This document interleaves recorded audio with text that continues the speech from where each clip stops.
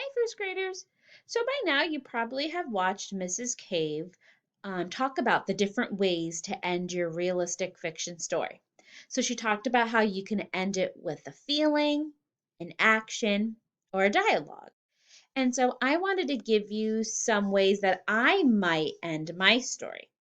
So first, I could end my story with a feeling, and it might say, Melissa and Jen were so happy to take turns going down the slide.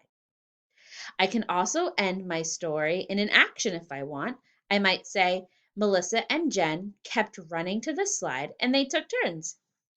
Or I could end my story in a dialogue. Melissa said, I am so happy that we solved our problem together. And so now I want to reread my story to you, and let's see if you can figure out how I ended my story. One day, Melissa was standing in line to go outside for recess. Let's go outside, class, Melissa's teacher said. Melissa loved going outside for recess. She also loved going down the slippery slide with her friend Jen.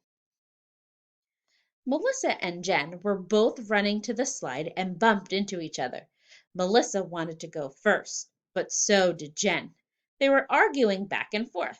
I want to be first, said Jen. No, I want to be first, yelled Melissa. Melissa thought of an idea.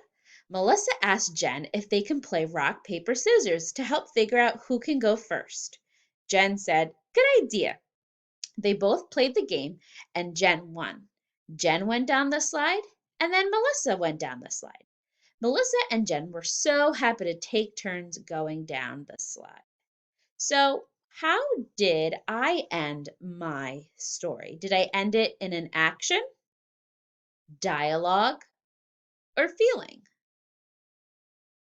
You're right. I ended it with the feeling. Melissa and Jen were so happy to take turns going down the slide.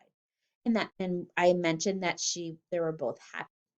And so now your job today is to find an ending for your story. Keep in mind that you don't have to write three different endings, okay? You just have to write one. If you want to do a feeling, you can add it, or an action, or a dialogue. So you don't have to write all three. Just pick one and add it to the end of your story. I'm looking forward to reading your writing, first graders. I'll talk to you soon. Bye.